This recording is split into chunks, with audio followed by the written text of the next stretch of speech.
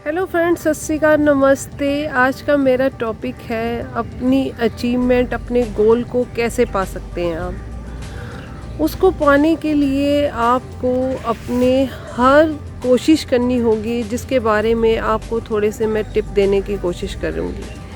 आपको अपने गोल तक पहुँचने के लिए सबसे पहला स्टेप जो बहुत ज़रूरी है, अगर आपने वही हर्डल या वही पार कर लिया तो अपने गोल तक पहुंच सकते हैं।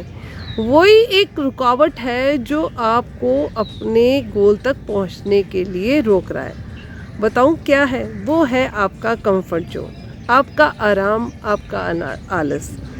कैसे कह सकते हैं? जैसे आपको पढ़ाई करनी है, कहीं पहुंचना है, पर आप सबसे पहले फर्स्ट स्टेप अपना कंफर्ट जोन देखते हैं कि इतने समय पे जाना है, कितने बजे उठूं, कैसे जाऊं। अगर आप में डिसिप्लिन नहीं है तो आप उस जगह, उस अचीवमेंट, उस गोल तक, चाहे वो एजुकेशन हो, क्या डेस्टिनी हो, जोन सी भी प्रॉब्लम्स हैं, आप उसको कवर नहीं कर सकते जब तक आपके अंदर अपना कॉन्फिडेंस नहीं होगा कि मैं इन सब से लड़कर टाइम पर उठकर उस जगह पर पहुंचना है, या फिर उस गोल को पाने के लिए जो जो मेरी एक्टिविटी है उसको मैं कैसे स्टार्ट करूं और कैसे पहुंचूं। अगर आप अपने कंफर्ट जोन में रहेंगे, आलस करेंगे, सो के ही नहीं उठ रहे, तो बताओ ना आप उस जगह पर कैसे पहुंच सकते हैं। अगर आपको पढ़ना है, आप पढ़ ही नहीं सकेंगे टाइम पर, अगर आप उठे ही नहीं हैं तो आप आगे अपने पेपर्स या एंट्रेंस की तैयारी कैसे कर सकते हैं जब तक आपने अपना कंफर्ट जोन से निकले नहीं है। आपको नींद बहुत अच्छी लगेगी, अपना कंफर्ट अच्छा लगेगा। रात को अगर आप देर से सोए हैं, आपका सिर भारी है, आपका मन करेगा अंदर से, प्लस और माइनस दोनों माइंड, जो मन है वो चलता रहेगा।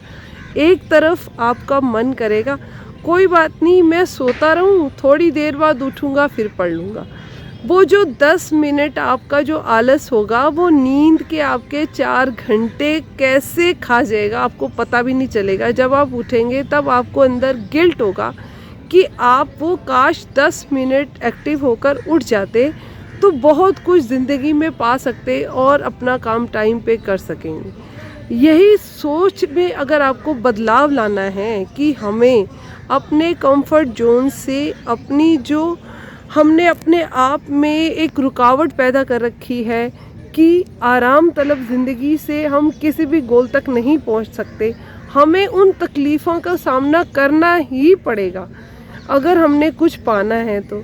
कुछ पाने के लिए खोना होगा, खोने के लिए यही है कि आपको उठकर और जिस गोल तक पहुंचना है वो खुशी से पहुंच सकते हैं अगर आप हर काम टाइम पे करेंगे।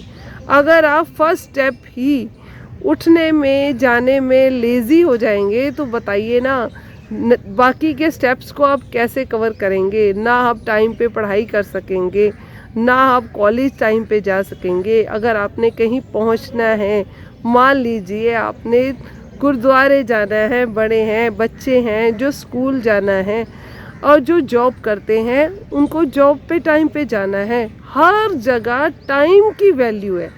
अगर आप अपना टाइम ही अपने कंफर्ट जोन में सोते रहेंगे, नहीं एफर्ट्स करेंगे, तो बताइए कैसे आप कवर कर सकते हैं। मैं आपको एक स्टोरी सुनाती हूँ। एक राजा था जिसके पास एक चील या बहुत बाज थे 2। उसने अपने सेवक या मंत्री को वो 2 बाज दिए कि आप इसको ट्रेन करो, ये ऊंचा उठें और राज्य की सेफ्टी करें, देखते रहें, और अगर दूसरे देश से कंपटीशन हो तो ये दूर उड़े और हेल्दी रहे। दिन दिन करके मंत्री ने दोनों बाज को बराबर परवरिश करी, उड़ाना सिखाया, जंगल में लेके गया, बागों में लेके गया, अच्छा खाना खिलाया। एक दिन आया जब राजा ने मंत्री को बुलाया कि अपने बाज लेके आओ, मैं देखता हूँ दोनों बाजों में क्या इम्प्रूवमेंट हुई है, कितने बड़े हुए हैं, कितनी ऊंचाई आसमान पर वो उड़ते हैं। राज्य के सभी लोग इकट्ठा होकर और देखने लगे। मंत्री ने बाज दिखाया, पहला बाज को दिखाया जो बहुत ऊंची उड़ान भरता रहा, उड़ता रहा, और वापस आके उसी मंत्री के पास आके उसके खड़ा हो गया और अपनी उड़ान दिखाता रहा। राजा बहुत। अब आई दूसरे बाज की बारी। उस बाज को भी राजा ने कहा उड़ाओ। वो बाज तो पहले तो उड़ा नहीं, बहुत धीरे से उड़ा। मंत्री अंदर से बहुत डरने लग गया कि मैंने तो इस पे बहुत मेहनत करी थी, फिर भी ये नहीं उड़ पा रहा। राजा जी मैं क्या करूं? उड़ाने की कोशिश करी, थोड़ी देर उड़ा और वापस आ गया। राज्य के सभी लोग देखने लग गए कि भाई राजा का बाज हो, उसको इतना अच्छा खाने को मिल रहा हो, वो फिर भी ना उड़ रहा हो। एक बाज हो, वो भी उसी नस्ल का सब कुछ हो, तो भी वो तो बहुत ऊंचा उड़ रहा है, उड़ान उड़ रहा है। पर दूसरा बाज जो है वो थोड़ी सी उड़ान भरता और नीचे आ जाता। राजा ने बहुत से लोगों से एडवाइस ली, पूछा कि इसके लिए क्या करा जाए। सभी आकर कोशिश करते रहे, पर पहला बाज तो उड़ गया, दूसरा बाज नहीं उड़ सका। सबको उसकी कमज़ोरियां और कारण का पता नहीं चला कि ये बाज क्यों नहीं उड़ रहा। सब ने सोचा क्या करें कि ये बाज भी उतना उड़ सके। ये फिज़िकली भी ठीक है, इसके पर भी सही हैं, खाता भी सही है, फिर ये क्यों नहीं उड़ पा रहा। मंत्री को कहा मुझे उस जगह पे लेके जाओ जिस जगह पर आप इनकी परवरिश करते हो। उस इंसान ने जो थोड़ा समझदार था वो साथ चला राजा के, मंत्री के, और उस जगह पर जहाँ पर मंत्री दोनों बाज को ट्रेनिंग देता था।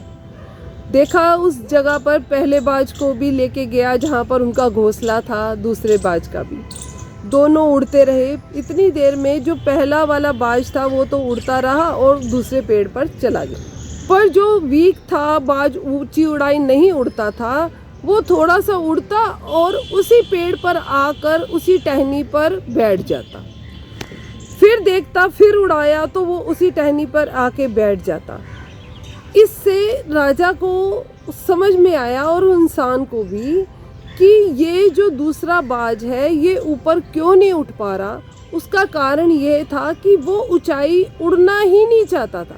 वो डरता था कि कहीं कुछ हो नहीं जाए। वो थोड़ी सी उड़ान भरता और उस डाली पर आकर बैठ जाता। उस बाज को ये कंफर्ट मिला हुआ था कि वो डाली पे आकर बैठ जाए और फिर वो ऊंचाई उड़ता नहीं था। सबने यही नोट किया। फिर अंत में यही सोचा कि अगर इस डाली को ही काट दिया जाए तो बाज उड़ने लग जाएगा। वही बात बनी, जब डाली काट दी तो दोनों बाज उड़ने लगे। पहला बाज को फिर दोबारा आने लगा डाली पे बैठने के लिए, पर उसको वो डाली नहीं दिखी। उसने दूसरे बाज को भी देखकर ऊपर उड़ता रहा। इससे यह शिक्षा मिलती है कि हमें कोशिश करनी चाहिए, अपनी कोशिश को रोकना नहीं। Thank you friends. आपको मेरी वीडियो कैसी लगी? लाइक करना, सब्सक्राइब करना और कोशिश करते रहना, कभी रुकना ना।